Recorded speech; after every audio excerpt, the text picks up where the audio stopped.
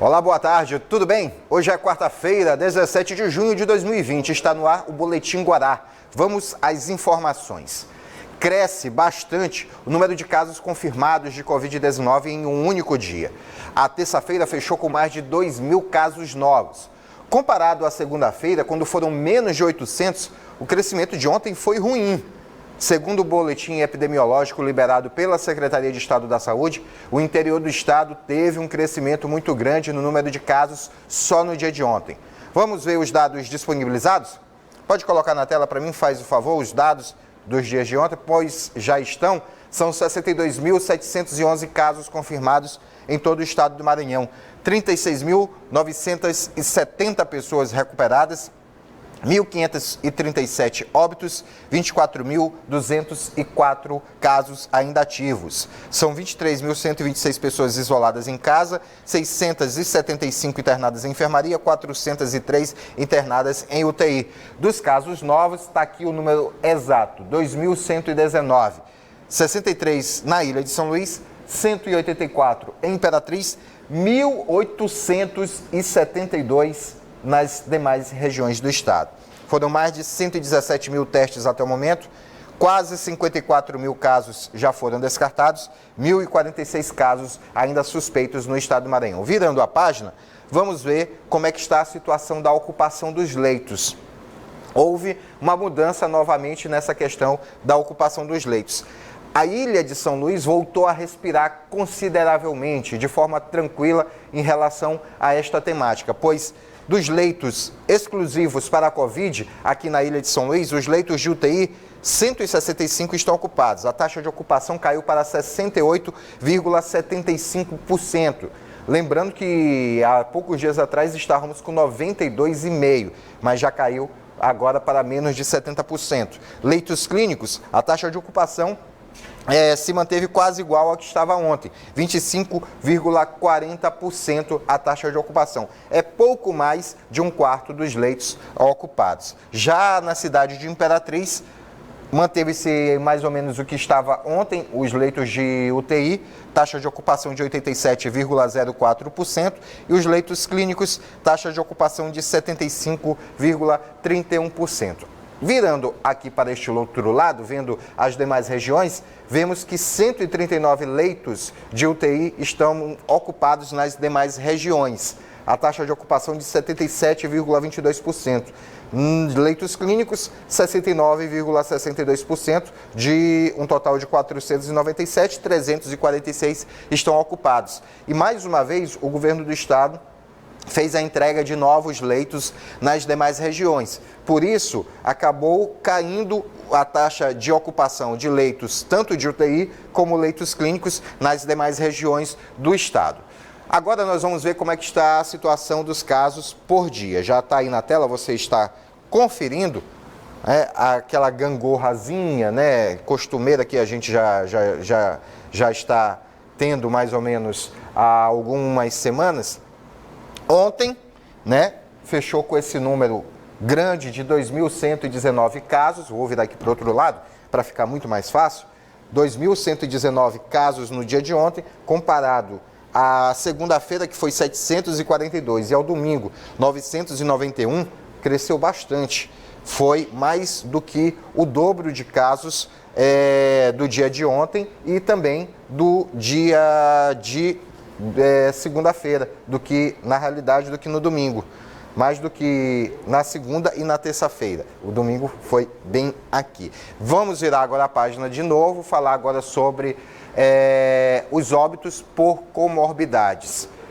Algumas pessoas que estão padecendo por conta da doença estão padecendo muito por conta do agravamento da Covid-19, aliado com outros problemas de saúde que essas pessoas têm. No caso, está aqui, óbitos por comorbidade. Representam 88% dos óbitos até agora no Maranhão. Pessoas sem comorbidades, 12% apenas faleceram por conta da Covid-19. Na distribuição aqui, qual é a causa que, aliada à Covid-19, levou a pessoa a óbito, João? Pessoas que estavam com problemas pneumomáticos, 18 casos. Oncológicos, 63. Obesidade, 70%. Neurológico, 70% não, 70 casos. Neurológico, 96 casos. Doença renal crônica, 107 casos. Cardiopatia, 178 casos. Outros 226, e aqui nós temos embaixo as duas maiores causas aliadas à Covid-19 que têm feito as pessoas falecerem. Diabetes, 159 pessoas que tinham a diabetes faleceram por conta da Covid-19. Pessoas hipertensas, 862 pessoas com hipertensão faleceram por conta do agravamento da doença aliado à Covid-19. Agora, nós vamos ver a contradição dos números no campo nacional, porque há sempre essa contradição. A gente lembra sempre que a comparação é entre o que está no site do Ministério da Saúde e o que foi divulgado pelo consórcio formado por um grupo de veículos de comunicação aqui do Brasil. Os números dizem o seguinte, de acordo com o Ministério da Saúde, que atualizou ontem às 6h30 da tarde, 923.189 casos confirmados. São 34.918 casos novos, 45.241 óbitos. Isso no campo nacional, gente, de acordo com os dados do Ministério da Saúde. De acordo com o consórcio, foram 929.149 casos confirmados. São, até o momento, no país, 929.149 casos confirmados. Casos novos, 37.253. Os óbitos totalizam 45.467. A diferença entre os dados do Ministério da Saúde e os dados do consórcio. A diferença entre casos confirmados é de quase 6 mil. São 5.960 casos a mais, segundo o consórcio. A diferença de casos novos é de 2.335 a mais, segundo o consórcio. O consórcio também diz que temos 226 mortes a mais do que revelou o Ministério da Saúde. Apesar da normalidade social ainda ser uma realidade não tão próxima, há alguns pontos importantes a se destacar no combate ao novo coronavírus. Por exemplo, o ritmo de contágio da doença na capital maranhense está caindo e entrou na faixa abaixo de 1. Segundo dados coletados na plataforma Farol Covid, que analisa a situação de cidades e estados, na segunda-feira São Luís teve um ritmo de contágio de 0,88. Esse foi o quarto menor índice entre todas as capitais dos 26 estados e do Distrito Federal. Segundo a plataforma, quanto menor o número, menos a doença se espalha. Quando a taxa é superior a 1, cada contaminado transmite a doença para mais de uma pessoa. Isso faz o vírus avançar. Quando a taxa é abaixo de 1, a tendência é que os novos casos comecem a cair. Na prática, isso significa que algumas pessoas passam a não mais contaminar outras. Por isso, a quantidade de casos novos tem reduzido. O cenário perfeito, como todos devem imaginar, é quando a taxa chega a 0. Ou seja, não há contaminações. Só que isso ainda é uma esperança, um sonho distante da realidade de todas as capitais. O estudo do Farol Covid fala ainda sobre a capacidade hospitalar da cidade, classificada como boa. São Luís tem a sua capacidade classificada como boa. Isso quer dizer que os leitos não estarão todos ocupados por pelo menos 2 meses, indicando, aí abre uma aspas, que o poder público terá tempo para organizar uma resposta caso o número de casos venha a crescer de modo inesperado. Aí fecha as aspas. As informações do Farol Covid podem ser acessadas no endereço farolcovid.coronacidades.org. Aqui já está a lista de capitais e a situação de cada uma. Como eu falei, São Luís teve o quarto melhor desempenho.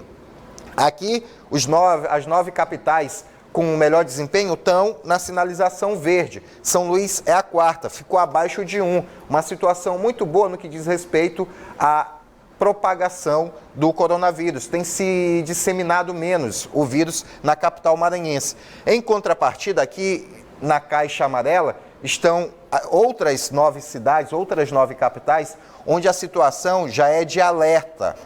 mas muitas delas estão acima de 1. Isso significa o quê? Que uma pessoa contaminada está transmitindo o vírus para mais de uma pessoa. E na caixa vermelha, uma situação bem complicada. Por exemplo, capital Cuiabá, que ocupa a situação mais complicada, 1,62. É como se quase uma pessoa estivesse transmitindo esse vírus para 4 pessoas, mais ou menos isso.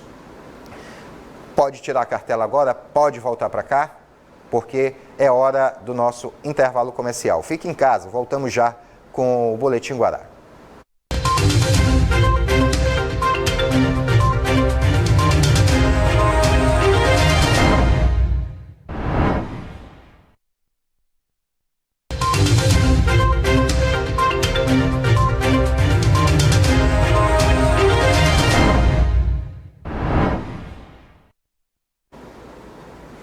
De volta ao Boletim Guará. Olha, pessoal, agora nesse momento difícil, o que a gente mais precisa é encontrar um jeito de gastar menos. Por isso, quero falar da tarifa social baixa renda. Um programa que dá desconto de até 65% na conta de energia. E com a nova medida provisória do governo, o desconto chega a 100% para o consumo de até 220 kWh mês. Mas atenção, esse desconto de 100% só vale entre 1º de abril e 30 de junho. Valores de impostos, taxas e parcelamento serão cobrados normalmente. Então, a hora de se cadastrar é agora. E para fazer isso, não precisa sair de casa, nem ser o titular da conta. Se você tem o NIS, o Bolsa Família ou o BPC válidos, basta acessar o site equatorialenergia.com.br ou falar com a Clara pelo WhatsApp no número 98 20 55 01 16. Também dá para se cadastrar na Central 116. Se sua conta já é cadastrada, não se preocupe. Automaticamente você já terá o benefício sem precisar fazer nada. Tarifa social baixa renda. É menos tarifa e mais social. Equatorial Maranhão. Agora nós vamos falar sobre o caso que aconteceu no final da manhã de ontem, o assassinato do Diogo Campos, o publicitário Diogo Campos. O repórter Jairo Martins tem novidades sobre o caso. Boa tarde, João Carvalho Júnior. Boa tarde a todos. A Polícia Civil do Maranhão cumpriu mandado de prisão contra o homem suspeito de assassinar o publicitário Diogo Adriano Costa Campos, após uma discussão de trânsito nas proximidades da Lagoa da Jansen. Imagens de sistema de segurança ajudaram a polícia a identificar o carro do suspeito, que foi encontrado no final da tarde de ontem nas proximidades do canto da Fabril, quando também foram ouvidos pela polícia os seus parentes. Como ficou acordado, por volta das 8h30 da noite, o suspeito se apresentou no plantão central de homicídios. Ele continuou negando a autoria do crime, inclusive apresentou um álibi alegando que a placa do veículo havia sido clonada. Mesmo assim, o seu mandado de prisão foi cumprido e ele foi encaminhado para o Centro de Triagem de Pedrinhas, onde segue custodiado. As investigações seguem sendo feitas pela Delegacia de Homicídios. Jairo Martins, para o Boletim Guará. Essa pessoa que clonou essa placa é muito perito, porque clonou e botou no modelo igual de veículo. Esse soube como estudar e ferrar os outros, né? Polícia Civil vai continuar investigando esse caso e as respostas vão ser dadas com certeza. Como todo mundo tem percebido, as previsões de retomada das aulas no Maranhão têm sido sempre renovadas a cada decreto ou coletiva do governador Flávio Dino. Todo o cenário de momento é levado em consideração. E como as escolas estão se preparando para quando a liberação acontecer? Para quando chegar o dia de reiniciar os trabalhos escolares? Bem, as aulas presenciais só devem retornar em 1º de julho, mas já tem muita instituição se preparando para a volta às aulas. Uma de nossas equipes visitou uma escola para ver como estão se preparando. As medidas sanitárias adotadas, a colocação de álcool em gel em vários pontos, água e sabão disponíveis. A ideia em algumas escolas é reduzir o número de alunos por sala e retomada gradativa das séries. Nesta, por exemplo, nesse primeiro momento, as aulas serão apenas para os 350 alunos do 3º ano do ensino médio. Existe um pilar pedagógico, mas existe também um pilar psicológico para isso. Então, primeiro momento, primeira quinzena, a gente vai estar se organizando com mais escala para evitar aglomerações, mas para receber nossos colaboradores. E daí capacitá-los para poder receber os alunos. Existe um protocolo tecnológico, sanitário, pedagógico, psicológico, né, estrutural, e a escola realmente tem que se preparar para esse novo momento. Nas salas, o número de alunos também vai ser limitado. Os espaços que antes recebiam 40 estudantes, agora apenas 15 vão poder ficar no mesmo ambiente. A gente tem que garantir o distanciamento físico. A gente fala muito, ou falar no distanciamento social. Na escola, a gente tem que circular o aluno que está sentado. Se ele sentar aqui nessa cadeira, ele vai ser circulado por 4 cadeiras, 4 mesas que garantam esse distanciamento físico dos demais colegas. Já em salas que recebiam 20 alunos, o limite permitido será de 10 estudantes ou menos. A ideia é evitar aglomerações. Enquanto as aulas presenciais não voltam, os conteúdos são transmitidos virtualmente. Uma rotina que, aos poucos, os profissionais da educação estão se adaptando à nova realidade. Para a escola, realmente é muito atípico esse sentido, porque a escola era sempre muito presencial, um ambiente essencialmente coletivo. Mas a gente já se organizou bastante desde março, que a gente vem trabalhando, os professores aí já com uma nova organização em casa, incansáveis, eu posso dizer, e a gente tem conseguido trabalhar. Agora, de novo, um recomeço. Durante o mês de junho são celebrados os santos juninos: Santo Antônio, São João Batista, São Pedro e São Marçal. Os santos são aclamados pelos grupos juninos e por fiéis que compõem uma comunidade religiosa dedicada a programar e executar os festejos. Mas este ano está sendo tudo diferente. O primeiro a ser celebrado é Santo Antônio, cuja festa aconteceu no final de semana que passou. Agora vem São João, que já iniciou o festejo com programações pela internet. Em São Luís, são 2 paróquias fortes de São João.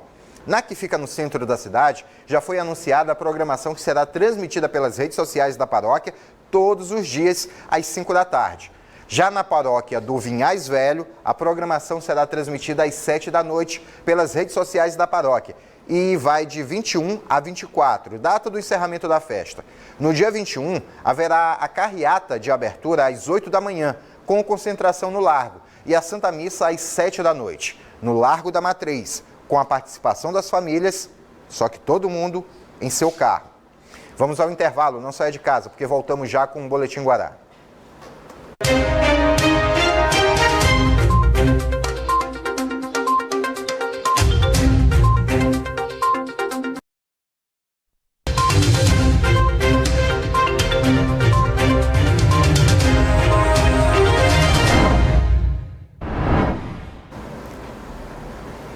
De volta ao Boletim Guará, Laércio Júnior já aqui comigo. Novidades do esporte, Laércio. Novidades do esporte é que a bola já volta a rolar amanhã pelo Campeonato Carioca. Parece até mentira, né? O Rio de Janeiro, que passou por uma situação complicada, muito complicada, né? Próximo a São Paulo em relação ao número de casos de Covid-19, a bola lá vai voltar a rolar. Não sei se é antecipado, se não, alguns aprovam os protocolos.